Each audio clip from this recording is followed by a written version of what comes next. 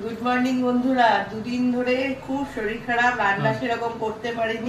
ডাক্তারও তো দেখাতে হলো। ডাক্তারও দেখিয়েছি, কিন্তু কত বাইরের খাবার কিনে খাবো না। তো এখন রান্না মোটামুটি রেডি করেছি, একটা সবজি করব সবকিছু দিয়ে, আর এই উচ্ছে আলু ভাজবো পেঁয়াজ দিয়ে। ঠান্ডা লেগেছে তো ভালো লাগে এগুলো খেতে। আর পাবদা মাছ হবে। আর ছেলে মাংস খায় না, আমার খুব মাটন খেতে ইচ্ছা করছে, মানে ঠান্ডা লেগেছে তো, তাই মাটনটা এখনো শুধু দই দিয়ে তেল দিয়ে মাখিয়ে রেখেছি হলুদ দিয়ে, এখনো পেঁয়াজ টিয়াজ একটু ঝাল দিও মটনটা, একটু ঝাল ঝাল করবো, মানে ছেলে খাবে না তো, হ্যাঁ একটু ঝাল ভালো লাগে। তো যাই হোক, এই রান্না হবে। এখনো কোনো কিছু রান্না হয়নি, জাস্ট শুধু গুছিয়ে নিয়েছি, কিন্তু মাংসেরও এখনো সবজি কাটা হয়নি। ঠিক আছে, তো চলো এখন আমি রান্না করি। কখন রান্না শেষ হবে জানি না, শরীর দেখেই বুঝতে পারছো আমার শরীরটা খুব খারাপ, কালকে ডাক্তার দেখিয়ে এসেছি।